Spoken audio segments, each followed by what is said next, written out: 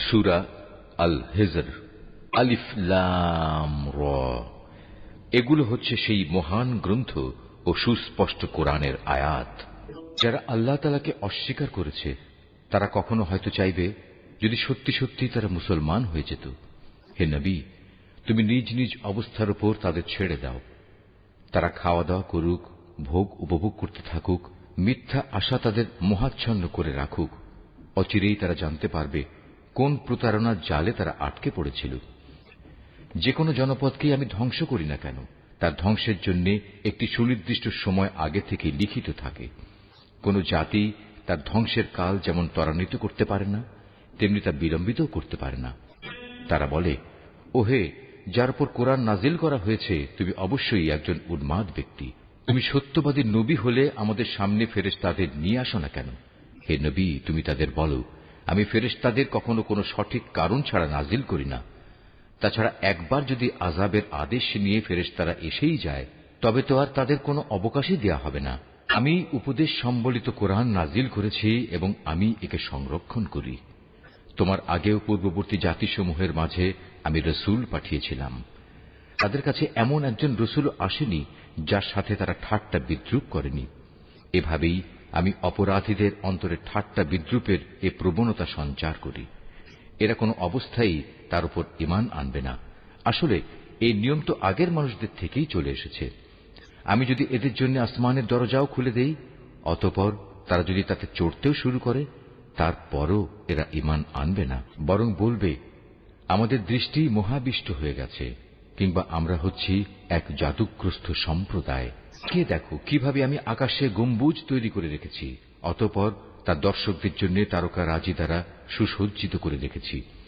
তাকে আমি প্রতিটি অভিশপ্ত শয়তান থেকে হেফাজত করে রেখেছি। হ্যাঁ, যদি কেউ চুরি করে ফেরেশতাদের কোনো কথা শুনতে চায় তাহলে সাথে সাথেই একটি প্রদীপ্ত উল্কা তার পেছনে ধাওয়া করে। আমি জমিনকে বিস্তৃত করে বিছিয়ে দিয়েছি, ওতে আমি পর্বতমালাকে পেরেকের মতো গেড়ে দিয়েছি যেন তা নড়াচড়া করতে না পারে, এবং তাতে প্রতিটি জিনিস আমি সুপরিমিতভাবে উৎপাদন করেছি।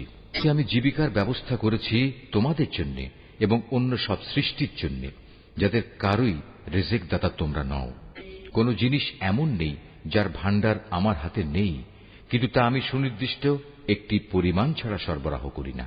আমি বৃষ্টিগর্ভ বায়ু প্রেরণ করি, অতঃপর আমি আকাশ থেকে পানি বর্ষণ করি, অতঃপর আমি তোমাদের তা পান করতে দেই। তোমরা নিজেরা তো তার এমন কোন ভাণ্ডার জমা করে রাখোনি যে সেখান থেকে এসব সরবরাহ আসছে। আমি তোমাদের জীবন দান করি, আবার আমি তোমাদের মৃত্যু ঘটাই। সর্বশেষে আমি হব সব কিছুর নিরঙ্কুশ মালিক। তোমাদের আগে যারা এই জমিন থেকে গত হয়ে গেছে তাদের যেমন আমি জানি, তেমনি তোমাদের পরবর্তীদেরও আমি ভালো করে জানি। নিঃসন্দেহে তোমার মালিক একদিন তাদের সবাইকে একত্রিত করবেন। তিনি অবশ্যই প্রবল প্রজ্ঞাময়, সর্বজ্ঞ। অবশ্যই আমি মানুষকে ছাঁচে ঢালা শুকনো ঠনঠনে মাটি থেকে পয়দা করেছি। হ্যাঁ, জিন তাকে আমি আগেই আগুনের উত্তপ্ত শিখা থেকে সৃষ্টি করেছি।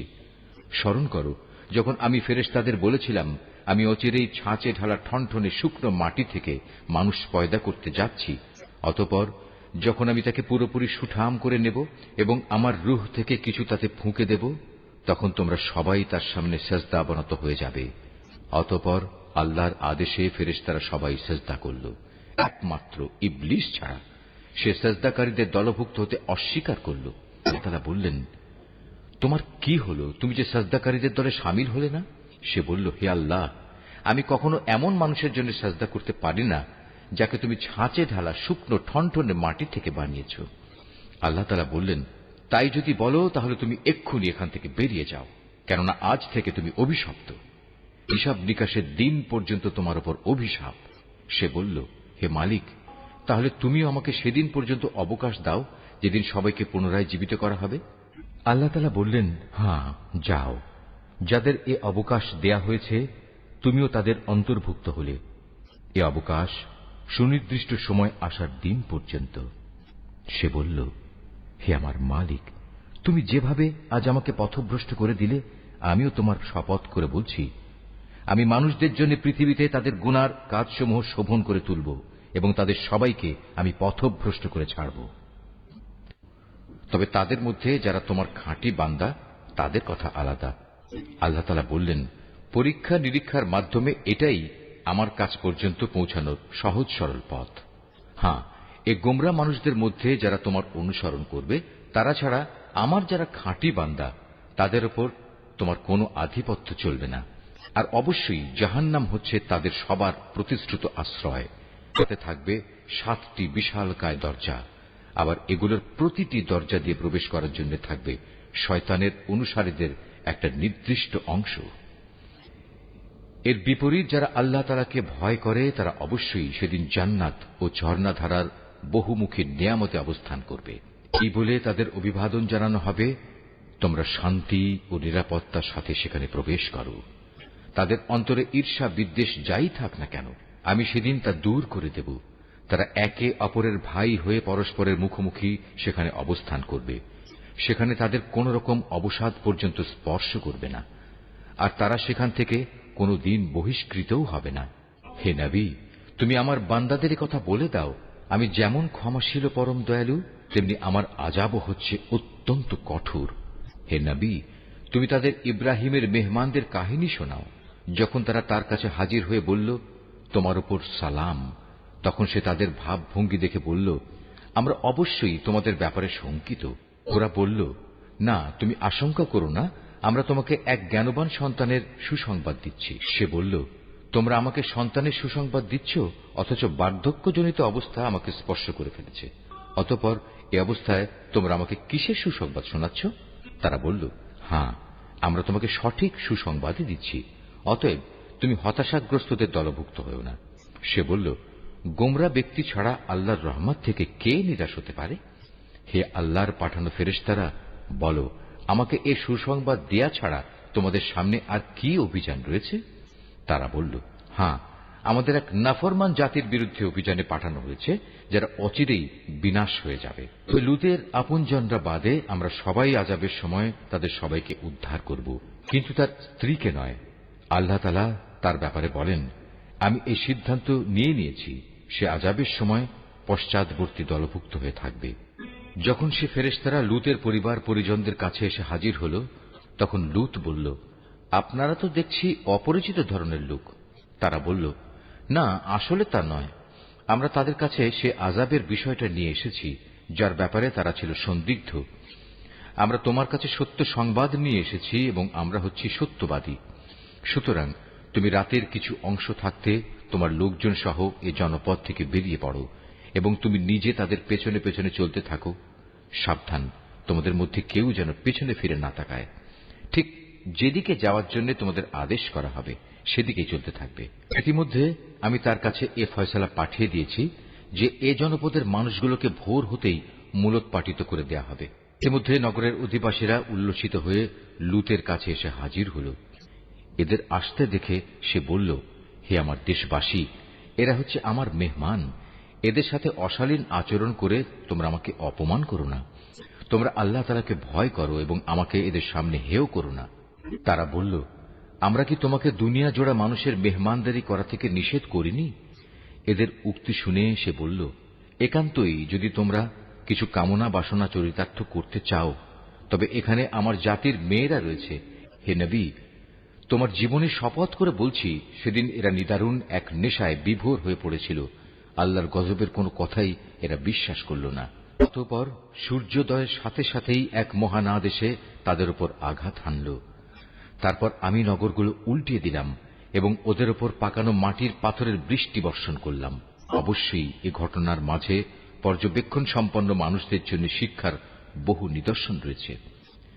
ধ্বংসস্তূপের নিদর্শন হিসেবে তা আজও রাস্তার পাশে দাঁড়িয়ে আছে। অবশ্যই এর মাঝে ঈমানদারদের জন্য আল্লাহর নিদর্শন মজুদ রয়েছে।